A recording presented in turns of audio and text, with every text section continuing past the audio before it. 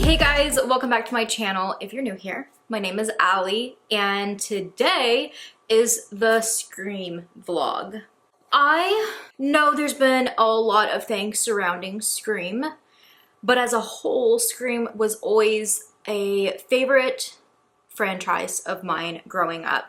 I've always wanted to do this vlog to pay homage to it with my love of horror and what this franchise means to me, and it just worked out perfectly at this time because of the book selections I have. This is gonna be my little vlog reminiscing and thinking about in general why horror always stuck out for me, why I fell in love with horror, and I think both of these are really going to help me like navigate this vlog in a way of sharing my experience with you guys and my feelings surrounding why I love horror. And one of them being why I love horror. This is a anthology, but it's a nonfiction, and it's with a bunch of my favorite people in horror, and it's their essays on why they love horror and their background with it, and maybe things that were traumatic or triggering to them that caused them to now be the horror authors that they are, and also paying homage to my favorite horror franchise, Scream. Your favorite scary movie. This is by Ashley Cullins. How the Scream films rewrote the rules of horror. I've been wanting to get to both of these for a really long time, so I'm excited to deep dive into both of them this week and take you guys along with me. I want to do the movie rankings because I feel like my ranking is going to be a little controversial. Not everybody's gonna be a fan of my ranking, but I would love to know yours. No hate, no judgment. I definitely will be putting my ranking and tier list up on my Letterboxd as well. And if you are a movie fanatic like myself, a cinephile, you can definitely check out my Letterboxd. It's always linked down below. Yeah, let's jump into it. I am going to be starting with your favorite scary movie, although I am going to be reading, like, I don't know, I think there's like 18 people in this that wrote, so I'm gonna be trying to read a certain amount every single day and checking in with you guys on it. But I want to start here because I kind of wanted to talk about, I guess this kind of intertwines with both of them, that, you know, my love for horror I think stems from having a childhood that wasn't the best, that was traumatic in many ways, and I feel like I went through some things that like no kid should ever have to go through, and different areas of my childhood that even as an adult now I'm still navigating, and or they're coming to the surface and like blindsiding me all the time, and I'm like, whoa, you know, like how do I manage this now, like in my 20s and 30s? And it's not always been fun, but what's always been there is horror.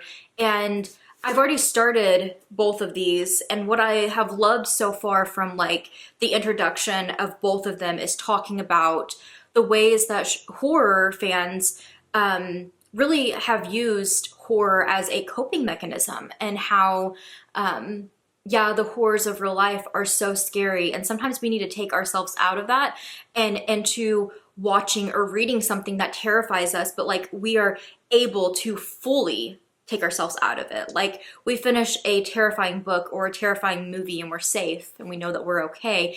In a way, psychologically, it's kind of like a coping mechanism of learning to endure that like terrifying horror moment, but then realizing that you can take yourself out of it and that you are keeping yourself safe while also enjoying the horror. And I don't know, there's a lot to take away from that, and I think I'm going to be able to relate with so many people in this, and I can't wait to get to so many of them. But I also think diving into this, I'm going to enjoy Ashley Cullins and what she brings to the table, being a, you know, Scream fanatic like myself. And although I do feel like I mean, not to, you know, brag or anything, but I do feel like I know a lot about this franchise. So I'm excited to hear any of the bits and pieces that I don't know.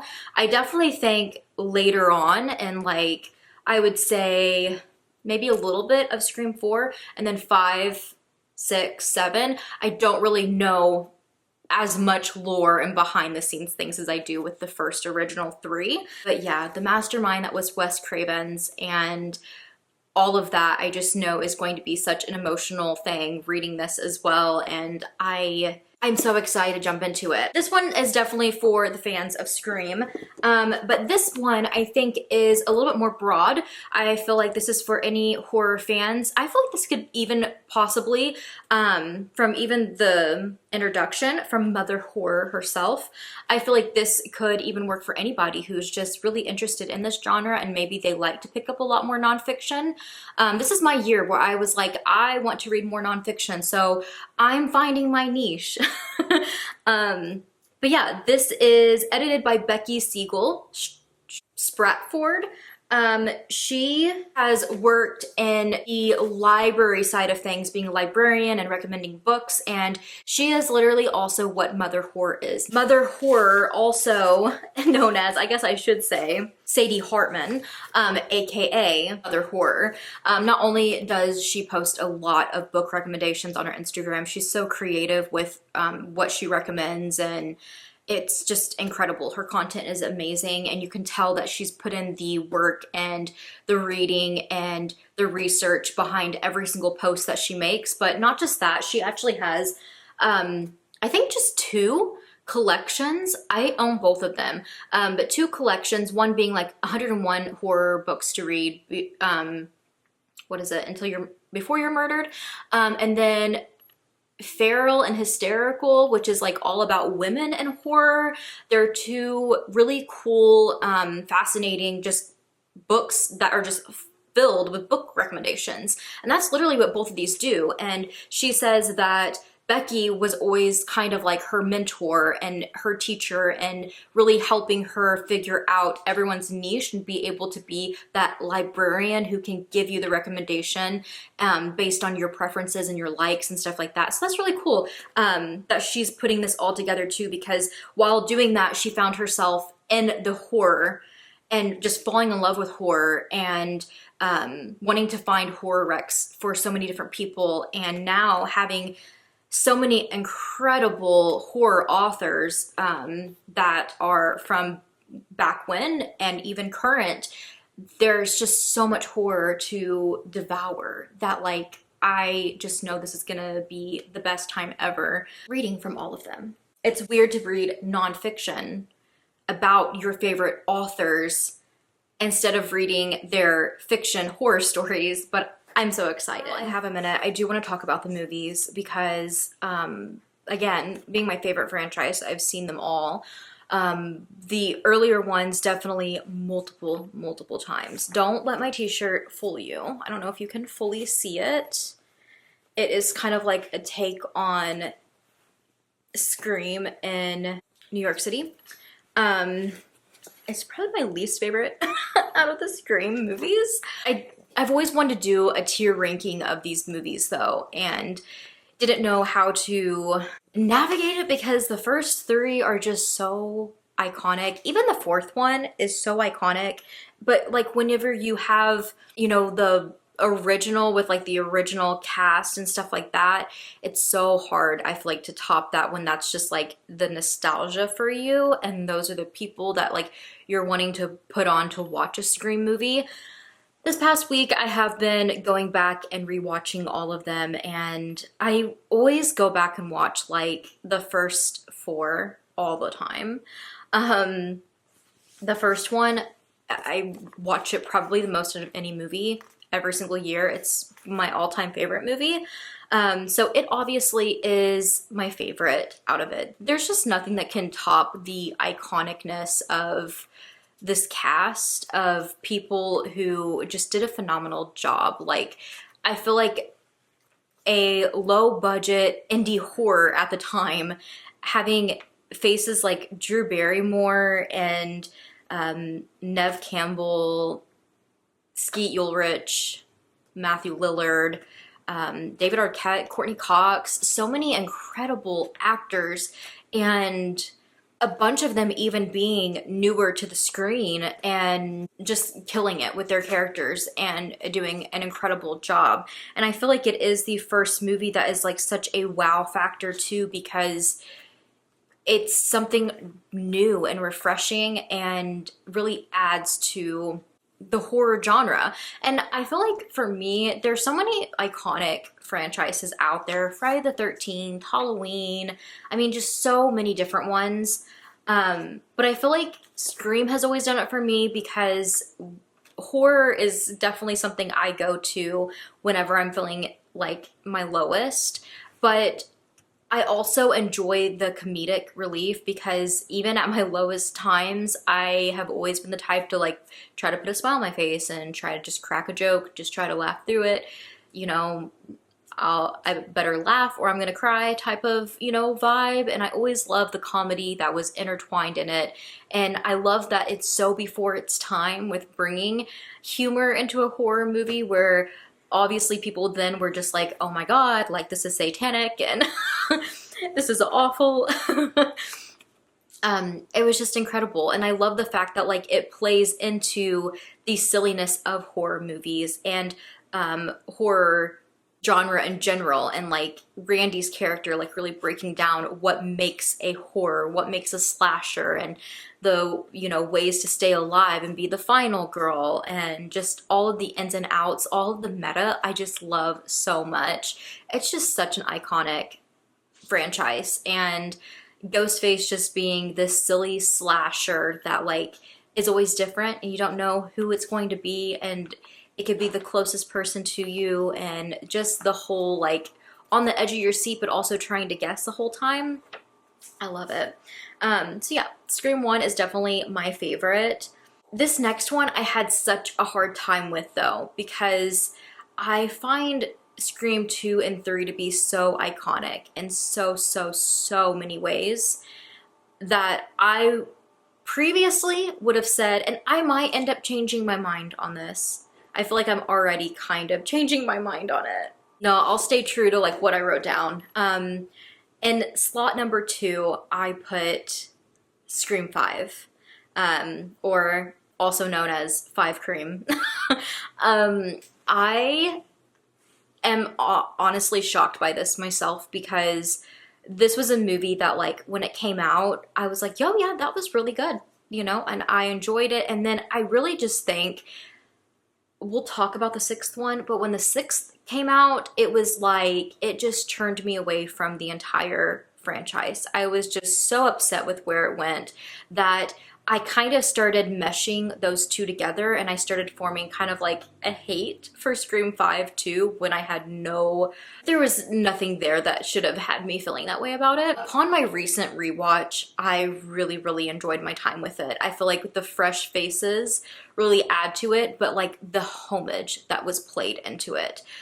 Starting off with a girl at home making popcorn, talking to Ghostface on the phone, and just bringing to life pretty much a requel. Like we are starting over. It's like a new trilogy and we're starting at the beginning and playing it out, but it's gonna be more current day, but we're still going to have the past storyline. So we're gonna have familiar faces like Courtney Cox and David Arquette and Neve Campbell and all of them back, but like we're gonna make it pretty much the same as the very first movie. And that's why I feel like it has to have the second place, because not just that, it just really felt like a Scream movie. And I feel like having the newer technology with like special effects and gore and all of that, it just really added to it and made it like just such an incredible horror piece that it definitely falls into number 2 for me. But then we're taking it back to Scream 2 for my number 3 spot, because I feel like this one deserves more credit. I don't really want to spoil these movies or talk about like the Ghostface killers or anything, but the Ghostface killers and Scream 2 and 3, I just feel like are so good and like so underrated when it comes to like the rest of the franchise, and like the future ones. Like I feel like this, I don't know, as like a second and a third movie, it could have been like horrible, and like they actually thought out everything and like made it really cool. Like the connections are there, it's entertaining, it's still fun and silly. And I love that the second one starts at a, you know, opening scene is a movie theater. And I think that this is when I really like fell in love with the sequels, because I was just like, we're bringing back the iconic opening. We have more iconic faces at the beginning of the movie for the, you know, slasher intro, and I loved it. But I also loved the meta within it that was like the stab movies within, you know, the Scream franchise and everything it brought with leading into the third movie. But the second one, I do feel like it's a little bit lower on my, you know, being in spot number 3, because I wasn't a huge fan of the college campus as much as I would have liked, but I still really do like most of the storyline, and it's still such an iconic movie and a lot goes down in it. Which then leads me to number 4, and this one was a toss-up between number 3 and number 4. I ended up giving it to 4 because I know old Allie would have given it to number 3, but now that I'm a little bit older and it's been a minute since Scream 4 has come out, I feel like I can appreciate it more.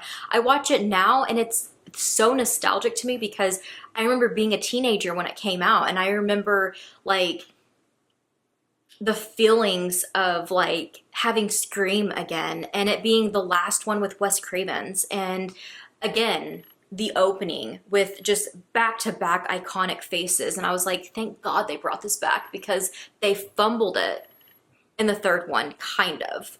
I just really loved what they did with it, and I definitely think I do have, you know, some like critiques when I watch it, and that's why it lands in 4th place for me. But overall, I like the boldness of it. I like that it is a continuation, but in itself, it's so different than what you would expect from the franchise. And I think at the time it was a shock factor, and I love that with the Ghostface reveal with that. It did feel very like weird having this comeback movie and then the pause for as long as we did have, that it no longer felt like we were gonna get like a full trilogy, even though it was planned to have a full trilogy. And I'm so sad we didn't get that with Wes Craven's passing. On number 5, I do have Scream 3. This one is so iconic when it comes to a movie within a movie, and I loved that. I love that we have all of the sets in the movie. We're seeing all the behind the scene things.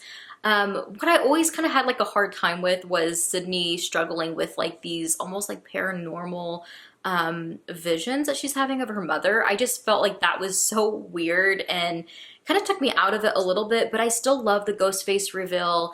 I still love, again, just the meta and silliness of bringing horror movies and horror movie like trivia and stuff like that into the movie, and it just always makes it for, you know, a fun time. I do think this one's docked points because of the opening. Yes, I know that Cotton is a big part of the franchise, and you know, his girlfriend is played, I can't remember what her name is. I know that she's also the mom on Gossip Girl. She's Serena's mom, I believe. So she's an iconic actress. So like we do have at least, you know, a new iconic face for the opening scene, but I just felt like it lacked what all the other ones give. And that kind of sucked. It kind of took me out of it. I was just like, ugh. And I think I always just kind of start that one with like a bitter taste in my mouth. Like I'm like, oh, this opening could have been so much better, like missed opportunity. But I also found this one's dialogue and stuff like that to kind of start to reach less like silly and fun, and like really plays into the humor and kind of more borderline cringy with having all of these actors within the movie playing the parts of the people in the movie.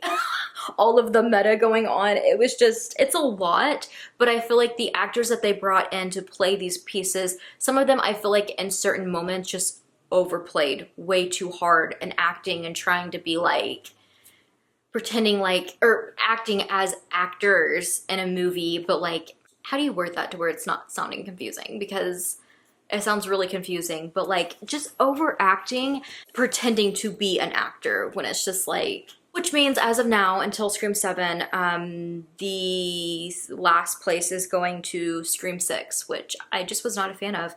It took me out of it completely. Like, why would we go to New York City?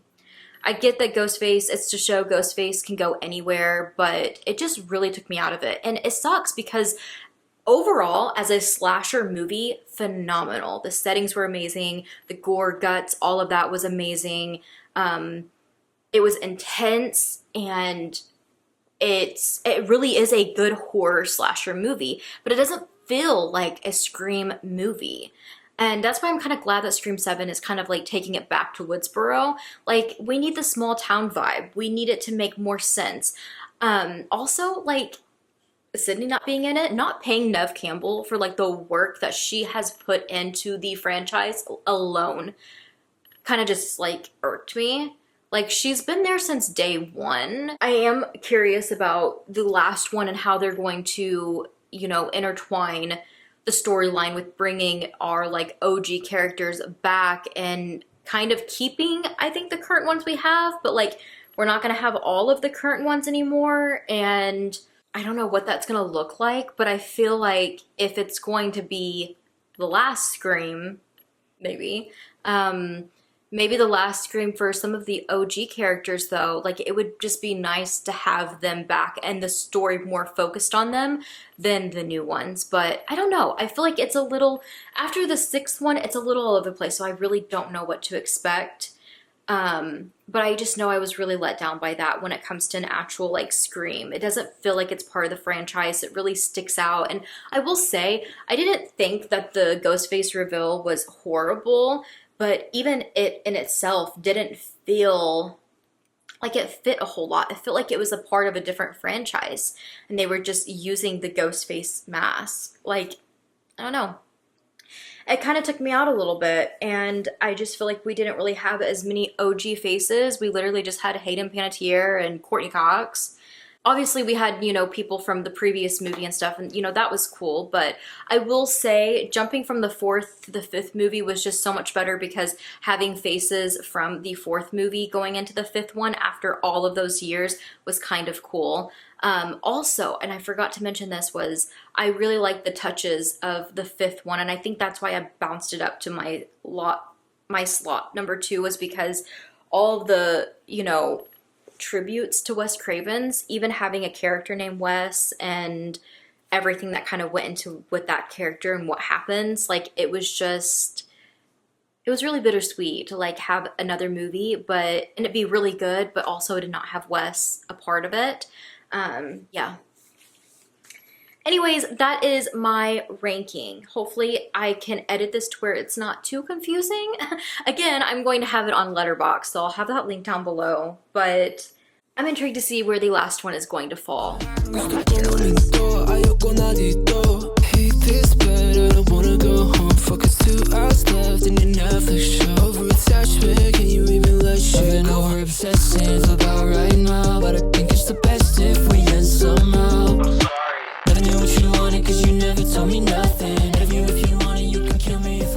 Outfit of the day for you guys. Outfit of the day, I'm wearing my Scream shirt. I tied it up a little bit because I'm wearing this very shiny skirt. I just have my Converse on. I'm wearing my Ghostface Glam Light eyeshadow palette today, and then I have the Chucky, like the Tiffany lip on. I just used the lip liner. I don't know how I feel about the lip combo. I didn't go with the red lipstick though, but yeah, and I got my Ghostface earrings on, my book, and I'm ready to go.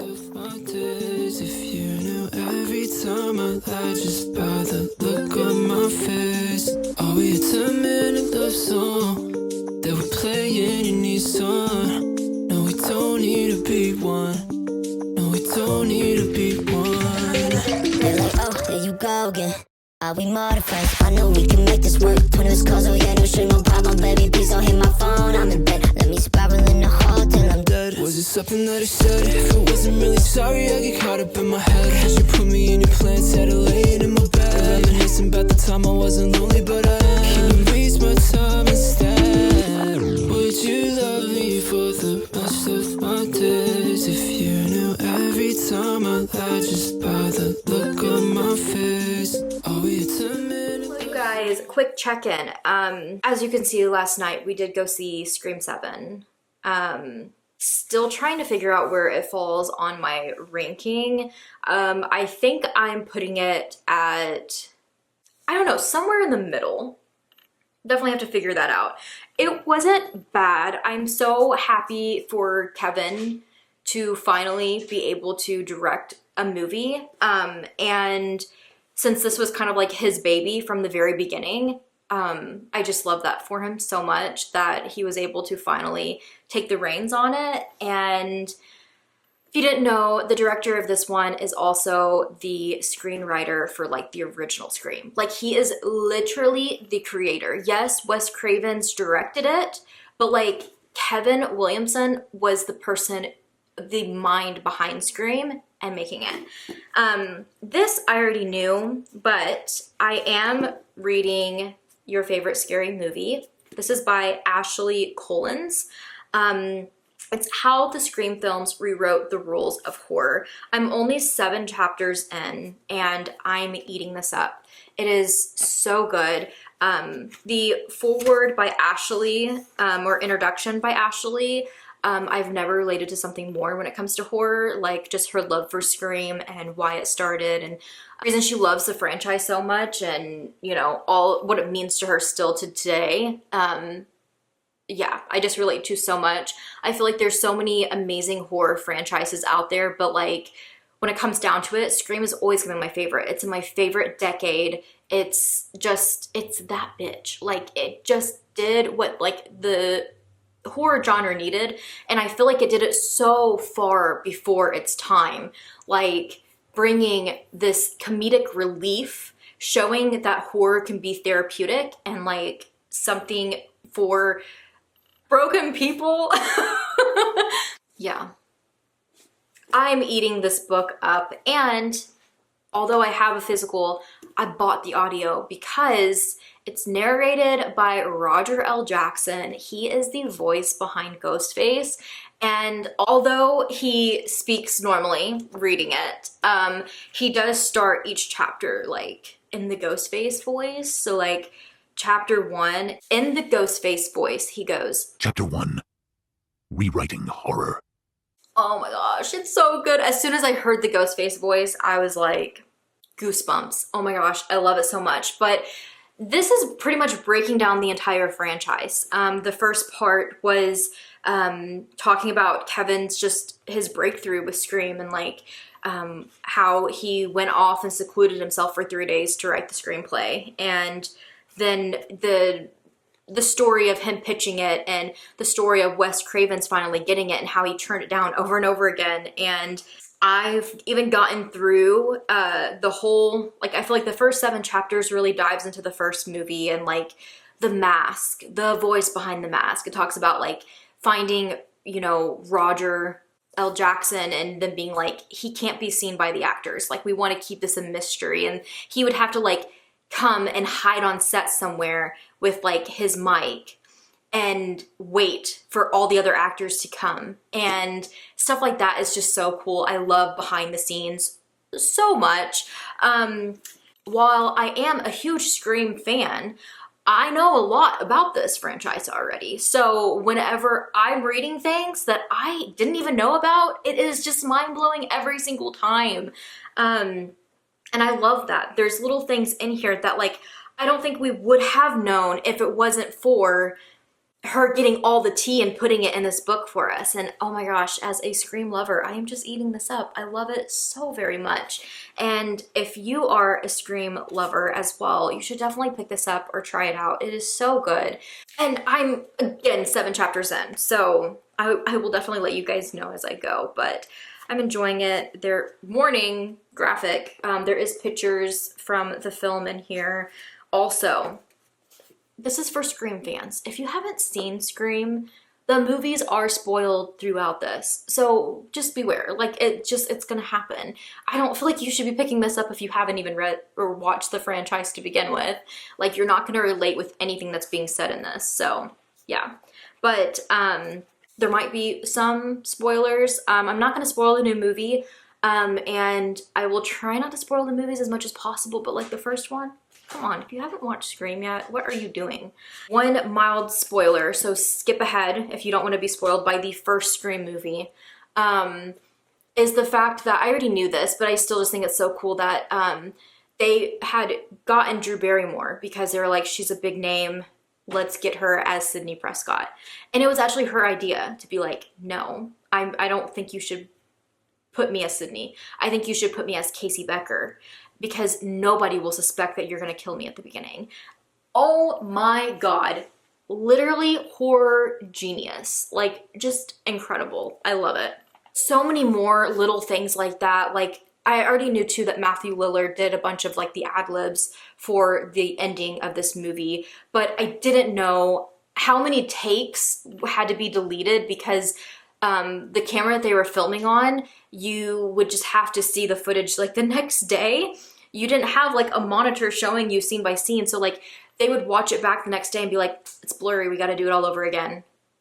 Can you imagine? Neve Campbell, who plays Sidney Prescott, she said like the last 40 minutes of the movie, you know, is like this, like the end scene, and it's very gruesome, and she's like, you get really bloody. She's like, it got to a point to where we had to do so many takes every single day that they stopped washing their clothes. They would just like spray them down so that they could put them on because they were like stiff as cardboard with all the fake blood. There's just so many things like that that makes this so good so far. I'm eating it up and I can't wait to continue it. But I did want to check in with you guys and feel like I probably will in the next couple of days because I feel like I'm gonna fly through this. I'm loving it so much. They were playing in Nissan. No, we don't need to be one. No, we don't need to be one.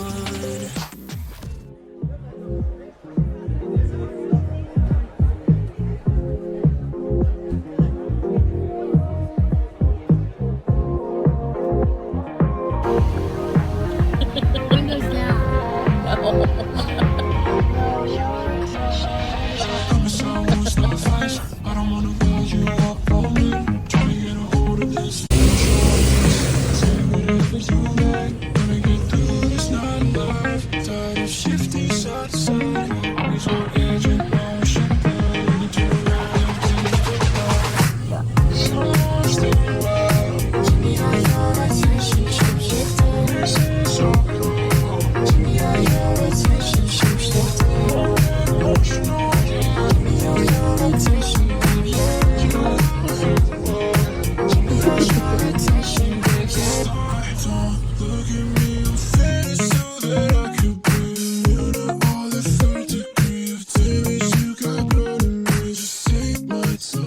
I wanted to do a quick check-in. I'm in parent pickup right now, but I don't know if I'll be able to whenever I get home. So yeah, I don't mind my bookmark. It is a gum wrapper. I am working on why I love horror, and I realized I've made it so far into this and I don't believe I've checked in yet. And I kind of wanted to like read a few a day and then like check in with you guys and tell you like what I'm thinking about it. But I have a really hard time setting it down when I pick it up. It's just so entertaining and it's, oh, I don't know. I feel like the empathy in me is like coming out like hard with this because I feel like I can relate in so many ways with so many of like them. And I will say the collection as a whole starts with people like talking about their favorite horror movies that they watched. What was the first horror movie they watched that kind of hooked them? Like early inspirations for getting them into horror and certain, even like talking about creatures. There's mentions of Godzilla and, you know, just different nods to classic horror and different types of horror that you know, resonated with them and made them love the genre. Then it goes into, I want to say the breaking or the stepping stone into something a little bit more serious was with Josh Mallerman, who literally wrote a short story for his section about an encounter he had with somebody who's seen that he was reading, I think it was Psycho 2. And they're like, really? Like, horror? Why are you doing that? And then, like, in the end, he was able to, like, introduce himself. He even got this person on board to read one of his own novels. And I don't know, it was just really interesting to have, like, that real life story be told. And a couple more after that also did, like, real life stories as well. And then it got dark. I feel like we went back to kind of just like with Paul Tremblay. I don't know though. I feel like with Paul Tremblay, we kind of got this like sweet little, you know, this was my childhood. I was terrified of everything. And my first experience watching Jaws, my first experience watching this. So it was kind of like lighthearted, but storytelling. And I really liked it. I guess I could say a little something about each of them, but I kind of am thinking about future plans where I will go more detailed with it that I don't really want to right now. Besides, let me just look at the credit page or the contents. Brian Keene, Haley Piper, John Langan, Alma Katsu, Gabino Iglesias, Tanena Reeve-Dew. I feel like before Alma Katsu, there, again, it was just kind of a lot of talk of, like, their favorite horror, what got them into horror, their first horror movie they watched. Then we kind of started getting into racism and hate and real life horror that some of these authors have experienced and lived through, and how they have transformed writing horror as being therapeutic and healing for them, and being able to also bring awareness into their stories with characters who've went through the same things that they have or that their family has been through. Jennifer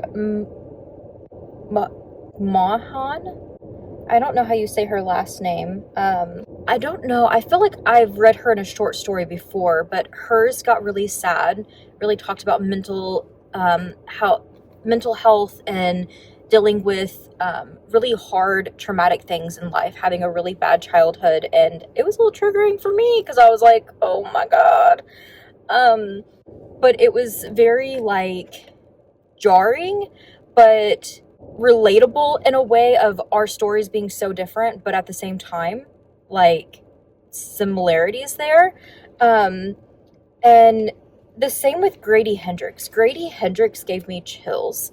His story writing always does. He's so entertaining and he is an author who his words can really get under my skin and creep me out. And this is a story about his childhood and his father, and I didn't know who his father was. And I didn't know the things that like he went through as a child, and like he had a semi-normal life, but he had a father who had some really weird tendencies, and it kind of all ends up, not to like spoil anything, but like, was it just fear making him feel a certain way? Or was there something to fear?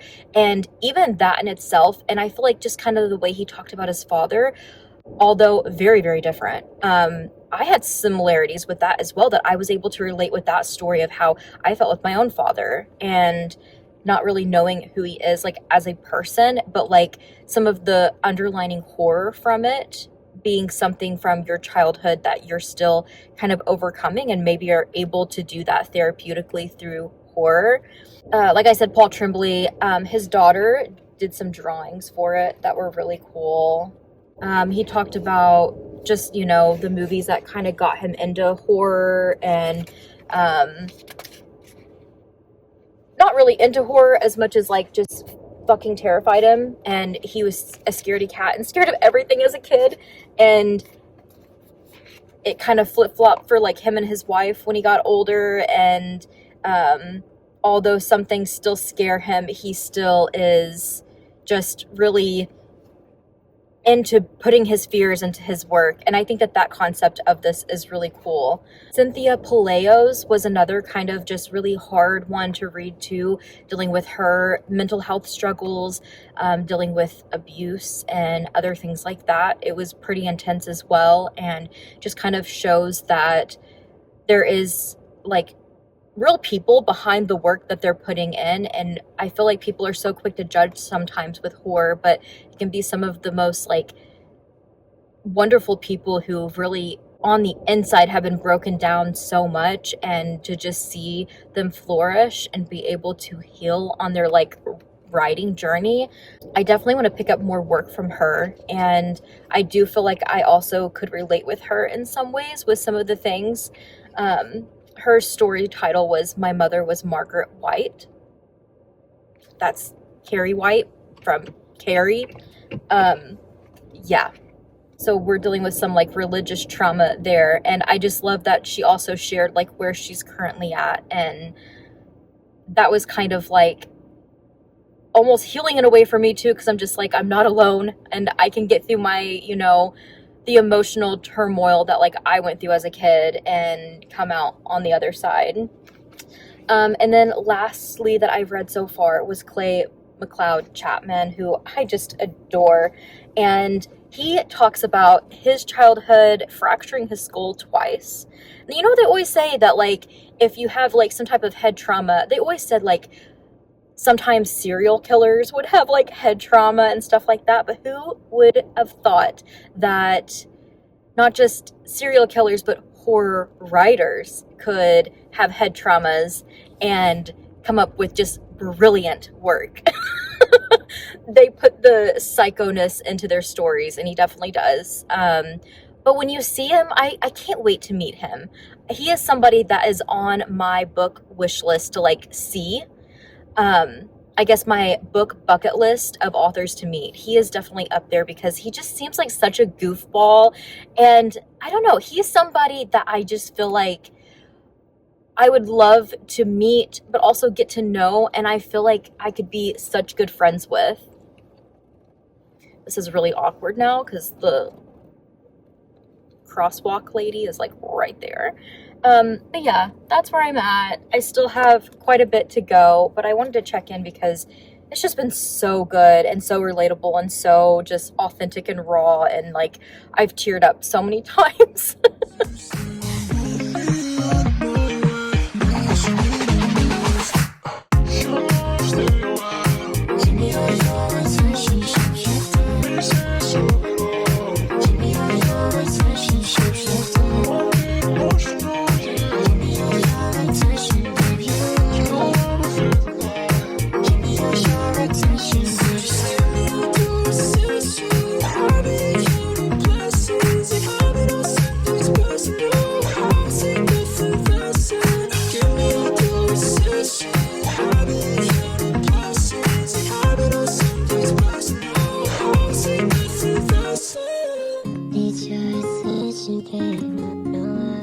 I'm very clearly trying to show you guys my Scream t-shirts throughout this vlog. I love this one so much though. I think I got it at Spencer's, but we were walking by it in the mall and I was like, I've got to have that shirt. Love it so much. So it's been a minute since I've left you guys once again. I don't even know what I left off with saying about this one. I think it was just chapter like 1 through 7-ish or something like that, and it was all just about how Scream was created, the first movie, all of those details. And since then I just kind of binged the rest. I was also working on this one, so I think that that's kind of why too. I kind of wanted to jump back into this, and I was just getting sucked in with this.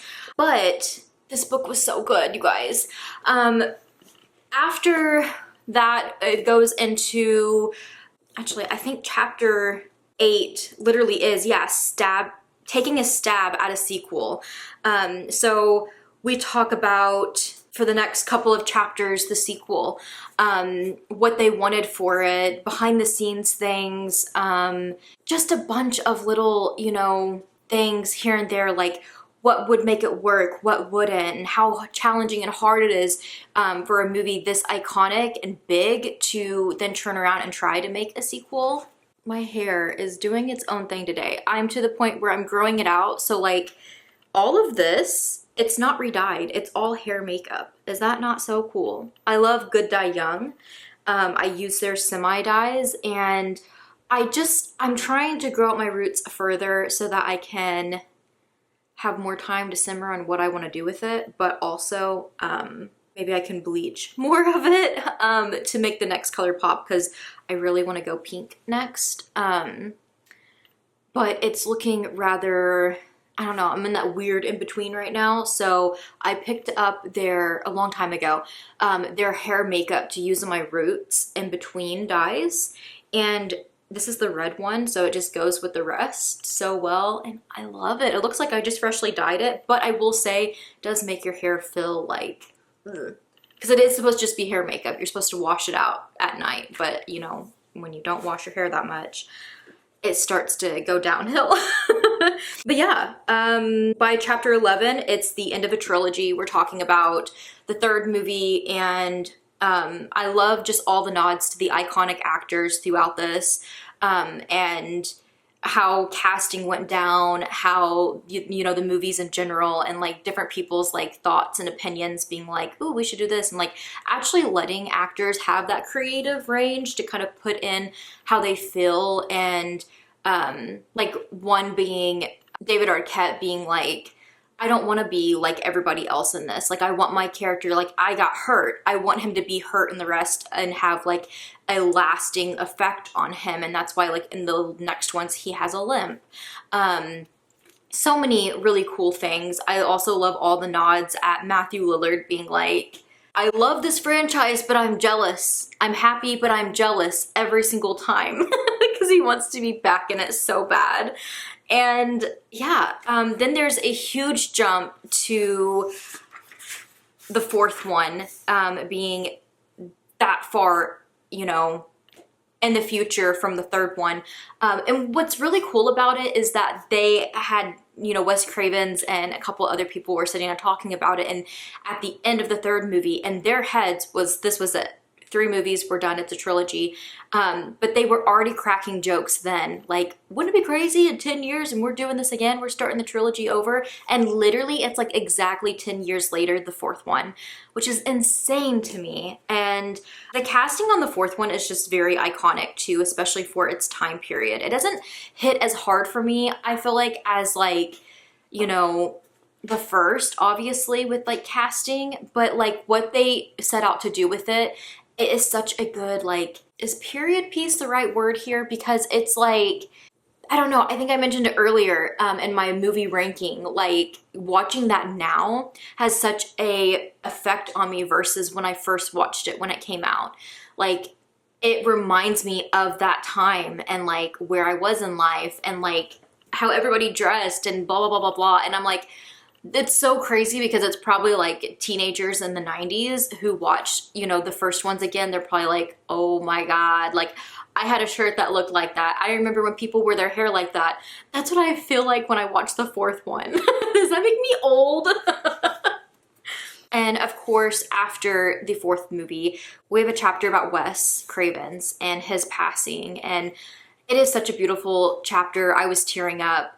She really got to talk to a lot of the members, the cast, but also like all the behind the scenes people making these movies. And so many of them had just beautiful things to say about Wes and making them feel comfortable and always being there for them and just being one of the best directors they've worked with. And it was very, very sweet. And I really loved that. I'm not gonna lie, the rest of the chapters, I flew through it. I wasn't as, you know, like in it because I'm like the first like 4, that's my like, you know, my shit is that. But I will say kind of getting all of the info about the fifth one and then wanting to do good by Wes and them wanting to do a requel and not just a continuation of, you know, what Wes was setting out to do. They're like, we can't continue this trilogy, this new one, without him. So like, let's start over. And even at first, you know, Kevin was like, I'm not doing that. And it took a while for him to like get on board and even help with it in the first place. And those chapters are really fun to kind of get like perspectives of like Jack Quaid and some of the, what's his name? Something Gooding. I always forget his first name and I don't know why. He's actually been in a lot of like new horror and is just phenomenal. But he plays Randy's nephew. And I like hearing their perspective. Even Jasmine, who plays the niece of Randy, being like, I was just never really into Scream. So like when I got the call back and I'm just like, girl, don't tell me that. I'm like, ugh. So many people would die for that role because they love Scream, but she is phenomenal. She's one of my faves. But yeah, just their experience being on set and being able to like almost relive those moments from like the 90s and like this requel and how cool that would have been. And then going into my least favorite, the 6th, with, you know, the whole New York City. And like, don't get me wrong, I feel a little bit better about it reading this and like what they were going for.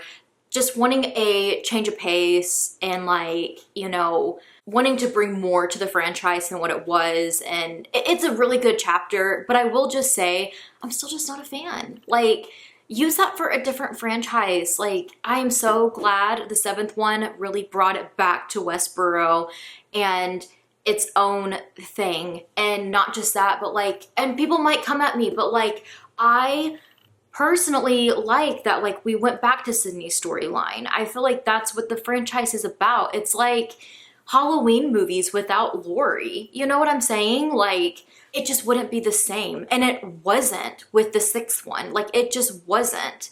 And I'm not gonna lie, I too am pissed about the whole Spyglass stuff.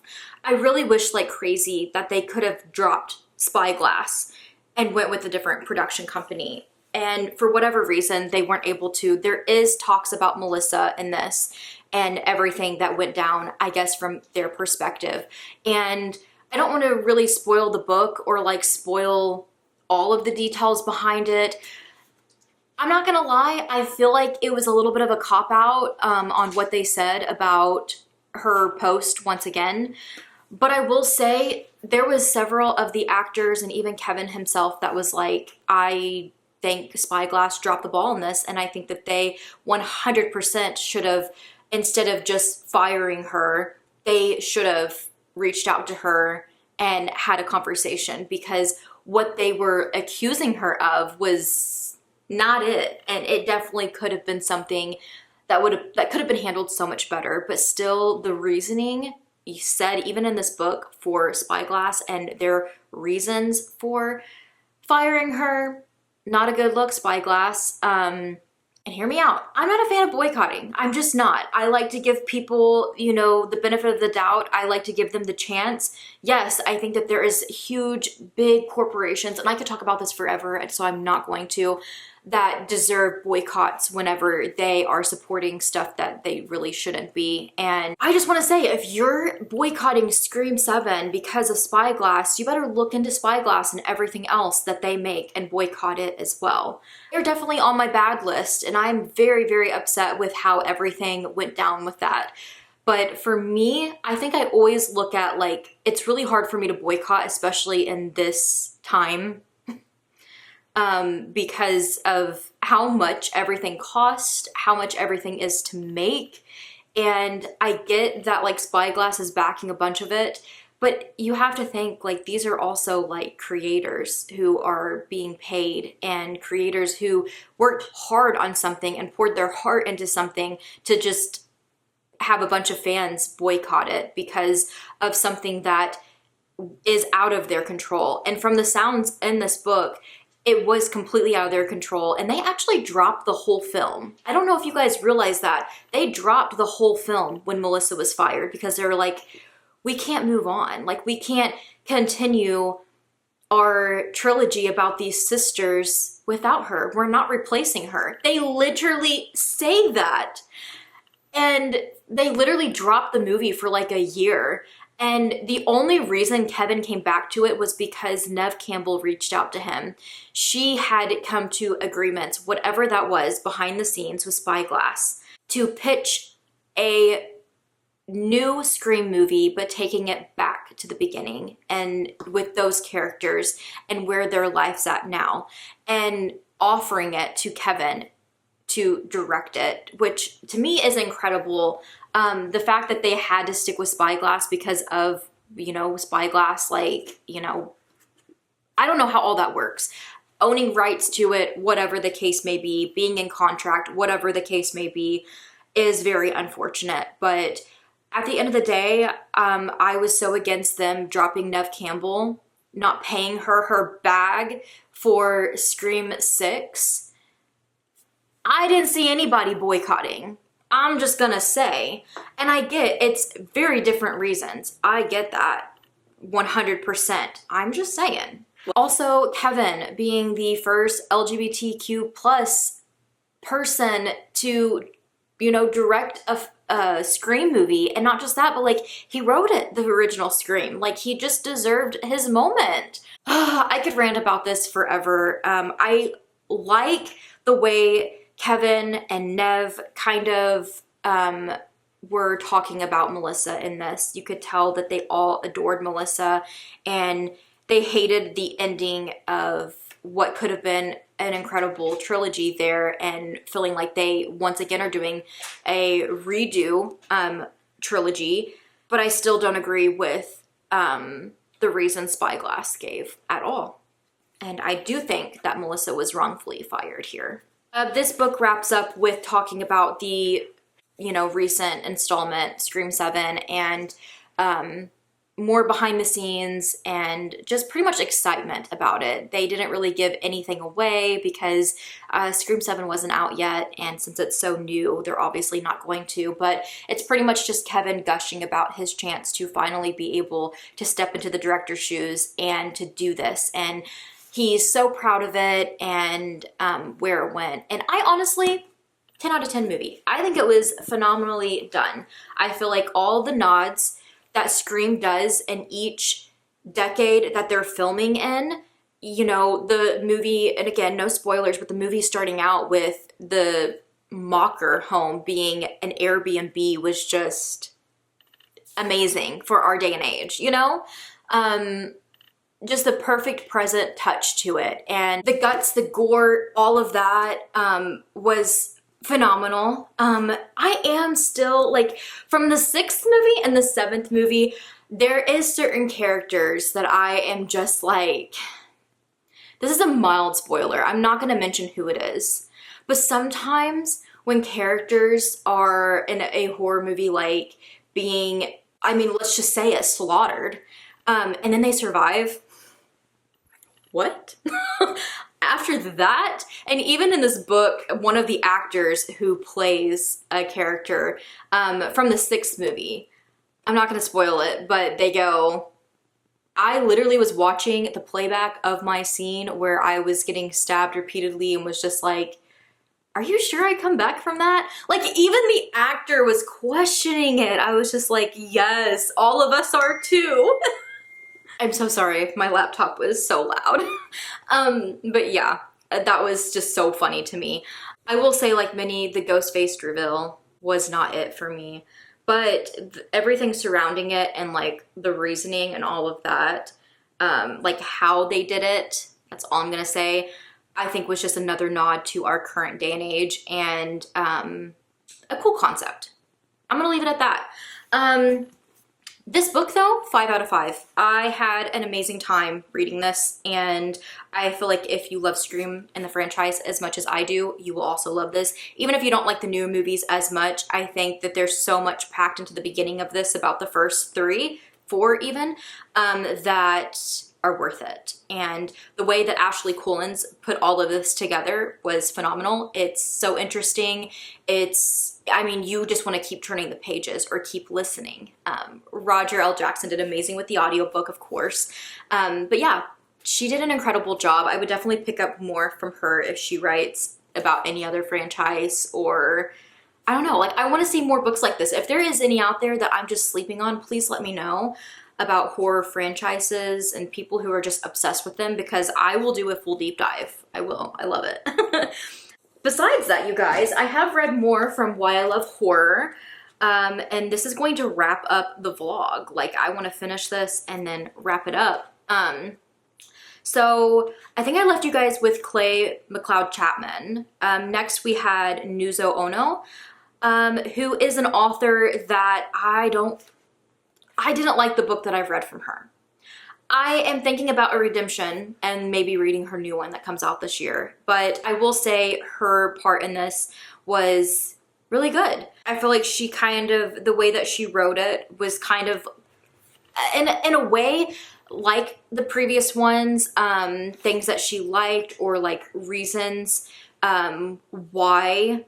Like she talked about some things like, you know, The Walking Dead becoming this real thing and like her fear of that, and, you know, when COVID-19 hit and like how bad her fear was because of all of the horror things that she consumed. And so it was very personal, but it was also kind of like written kind of story-like, and it was very different. I liked it though. Rachel Harrison's definitely stuck out to me, Permission to Scream, because she is somebody that I just adore. I love her so much. She's been very open about like having a decent childhood, you know, like having parents who love her and having, you know, an average childhood, not really going through like super traumatic things. I know when I read Black Sheep, I was like, oh my gosh, does she have like past religion trauma and stuff? And she was just kind of like, you know, I had parents, you know, I didn't have to worry about, you know, just kind of like the elements of that story and what Vesper in that story goes through. That I always wonder, like, what got her into horror. So this was just perfect. And for her, it's the feminine rage, and that aspect of it I absolutely love. She talks about a time when she was in school, something happened that kind of triggered, you know, her in the future thinking about that and how she was made to feel about herself. And then growing up, and, you know, if you're a millennial, you grew up in it too, seeing all of these young women on magazines and everything else on the internet even now, just being battered and torn apart because of their appearance, and they are showing too much skin, oh my god, or oh my god, they've gained weight, or they need surgery, or they need Botox because they're starting to show their age. Oh my gosh, it's so, so good, and I feel like so relatable to so many women. I'm sure there's even men or non-binary people out there who are going to resonate with this, because the world can just be so cruel, and sometimes you just need rage-filled horror to feel good and to, you know, put that rage somewhere. And that's what she said she does with her writing, and I love that so much. I really loved hers. My next one is Victor LaValle, and I'm really excited. I'm at the very end of this book now. I have Victor LaValle, a couple authors, Mary San Giovanni, David Dumac, and Stephen Graham Jones, I think is the last one. So I know Victor LaValle, I've read from him. I know Stephen Graham Jones. I love Stephen Graham Jones. The other two, I don't think I've read anything from, which is making me want to explore this more and read from some new authors. But I think those are some of the only ones in this that I don't know. But yeah, I'm excited to wrap this up and this video up for you guys. I know it's kind of been a long one, but I also, if you guys have seen in clips, I am been working on different granny squares for a little spring whip. I'm working on a granny square sweater. And for this vlog, I've been trying to include them in different vlogs because they're different themes and they go with different things. But I was like, you know, Scream and all this like black and white we have going on, and I really needed to make some checkered granny squares and some like half and half ones. So I am so excited. I'm flying through them, and I think having a sweater like this where it's just like a bunch of random granny squares, it's so nice because for my ADHD, I'm being able to like change it up a lot. I'm not making the same damn granny square over and over and over again. I just have to make like 2 to 3 of the same one, and then I move on to the next. And it's nice to like kind of throw in different videos. But yeah, I did want to mention them. They're so cute. But I'm going to finish this book, and I will talk to you guys soon. To see you coming when you say it was someone. Mind if I test my confidence down? Can you shape-shift to something that is never on my mind? Okay, don't mind me being a little emotional. Why do I get so emotional at the acknowledgement sections? Every time. Eyes are watering a little bit. I don't know, there's just something so like uplifting and powerful when somebody is finally able to do something that they have dreamed about doing, and making a book like this, and with big names and horror, and this just being a dream come true, and then finally having that moment to be like, now I get to acknowledge all the people that I love and adore and who has been there for me through it all. So good. First of all, we're wrapping out this video and I'm so excited. Another Ghostface shirt. I don't know if I've worn all of my Ghostface shirts in this video, but I pretty dang close nearly did. I am crafting in front of me because I need to be doing something, I fear, today. So a little while back, I made some like book earrings with my friends, and then while we were making those, I was like, I'm gonna print some movie covers. I wanna make some movie cover, you know, little earrings. And then they just sat there. I never did anything with them. I made them into like little movies, and then I did nothing with them. And then I bought a pack of a bunch of earring backs, and that's what you're supposed to, you know, attach so that you turn them into earrings. I don't know the actual terms, and I have lost them. I have no idea where I've put them. And I've looked everywhere today, finally gave up. I do have some of these. They're for like bracelet making, but I was like, you know what? It'll do. They're just like, you can put beads and stuff on them, but I have a bunch of them. So I was like, I'm gonna use them for some future things. But yeah, I just started bending them and making them into, I don't know if you can see it, but like earring backs. Obviously, they're way too long. So after I get done with them, I just think having the long backs right now will help to be able to hold them while I put the resin on. But once the resin is cured, I'm going to take my wire cutters and cut the length off that I want. Anyways, that's what I'm doing, and I'm showing you guys because I only had 3 movies that I did at the time. So these are the ones I have, but I happen to have Scream, you know, the OG Scream. Aren't they cute? I'm about to put my resin. I just have UV resin, and then I have a UV nail lamp over here that I'm gonna be using, and a little broken brush that I don't mind to just throw away after I'm done, because this resin will destroy anything you use, so you just have to use disposable stuff. But yeah, I have Scream, I have The Lost Boys, and I have Beetlejuice. Some of my faves. I'm pretty sure these are all, I actually want to check now. I'm pretty sure they're all in my top 4 on Letterboxd. That is so funny. The only one I'm missing is Batman Returns. Okay, so I'm going to be working on those, but I'm going to be talking about this. I don't really have much more to say. I feel like I kind of told you who the last, I think, 4 authors were, and all of theirs were very different, but also somewhat similar, as in talking about real life horror, maybe like past things that happened to them that made them fall in love with horror, and also really just the why horror. And, you know, Stephen Graham Jones, in a way, breaking it down, being like, you know, these are my reasons why. And I mean, he was like detailed, like, I mean, his first one is because I like to eat ketchup. And then because I'm confident horror is the oldest genre. Because it makes us human. Because the stakes are always, from the get-go, so high. Because when you get tired of a character, you can cut their head off. Because horror lays dark eggs in the audience's head that don't hatch until 2 in the morning. Because of the community, because in the darkness, even a speck of light is bright. because you never know the ending, because it can provoke a visceral response, because of the chuckles, because there are real and actual scary things, and because it's been there for me when I needed it. And that really just like gives you what this book is about as a whole. It really just lands there for you. I had such a good time with this collection. I'm gonna say it. I teared up. I just about cried reading this at times. I related so much with so many of their stories, and then I learned so much about each one of them that I feel like going into any of their books in the future, I'm just going to be so much more self-aware of who they are as a person.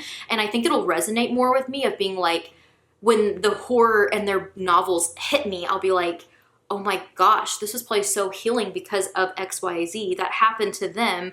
Or of course they're writing about this, you know, subgenre in horror because of this that they talked about, you know, loving. And why they got into horror. You know, there's so many cool things. And I think that there's something so special about learning more about the amazing people, because I will say it, the horror writers of this day and age are incredible people.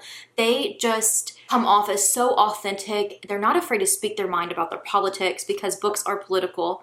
And they say it how it is, and they stand up for what is right, and I just absolutely adore that and admire it. And they're not afraid to be who they are and to just put it out there for the world. And if they are, that is a horror that they are battling and still every single day deciding to write and to put out their horror books. And I love them so much. This is obviously a 5-star. I loved it. And if you love these authors or the horror genre and you want to learn more about horror authors, definitely pick it up. It is so good. And shout out to Becky. This is such a good collection, and I'm so glad that I have it and I own it. I know I'm going to be revisiting it. I already have. Like, this was like sparking inspiration in me. With each short story I was reading from these authors, I was like, I gotta do something. Yep, I gotta do something. And I'm like, just the wheels were turning in my head, and I was like, I can use this. I can create. I want to explore. Some of these authors I have never read from before. So I'm like, I am going to explore more of their work, and I'm gonna make this a fun little journey. So you will hear me talk about this book more in the future, I can promise you. To get all the edges. This resin just kind of seals these, but it also makes it feel kind of like ceramic-y. I'm going to try to be strategic about this and do the backs first so that they can set like that while they cure. I don't put too much on the backs. I want them to look shiny too. And like, if you're wondering, I sized these on Canva, super easy. And then I printed them out on printer paper that's sticker paper, and then cut them out. And then this is just like cheap foam board. You can get like really big, I can't see if I got all the edges. But like foam boards at like the dollar store pretty much. And you can get like different, like this is literally a piece of it that I'm working on. And then I set them on this piece, but they come in these big boards, and I just cut them up, and I use them for making like earrings like this. I use them to make just like the tiny little books to put in ornaments at the end of the year and stuff like that. They're just so handy. And then, yeah, you can get earring backs at like a craft store, or you can be creative like me and just try to make your own if you have stuff to make do. And then besides that, it's just resin to just make it actually feel a little bit more like expensive. And you can do, you know, the little like UV resin. You could do like the little flashlight, UV flashlight, if you don't have a nail lamp. But yeah, I had so much fun with this video. Reading the 2 books that I read, really dabbling into and finding my niche in nonfiction and just loving it. I've been in my feels, and I think I've come out of this video loving horror even more than what I did at the beginning of this video, if that's even possible. And definitely because of these 2 books and, you know, revisiting my favorite horror franchise this past week and being able to resonate so much with each one of these and why I personally love horror too. But I hope you guys enjoyed. I am gonna show you guys what the earrings look like when they're done with the resin. Yeah, they just kind of look shiny. They look like a little ceramic-y, and that is definitely the vibe. You just put them in the lamp. Sometimes they're a little sticky. I usually do like 60 seconds, and then I will flip them and do the other sides and the edges, stick them back in the lamp, and then you're supposed to let them harden until they're no longer sticky, but I'm not gonna lie, sometimes they still come out a little sticky. Let them set for a little bit. As long as they've cured, I would say for like 2 minutes. Let them set for a minute, and then when you pick them up, they're no longer sticky and they're like perfect and ready to go. But yeah, I'm gonna do that and then put them on and cut them to where I need to. And yeah, you guys will see what they look like. But thank you guys so much for hanging out with me for this video. I really appreciate it. And I will see you in the next vlog. To see you come away.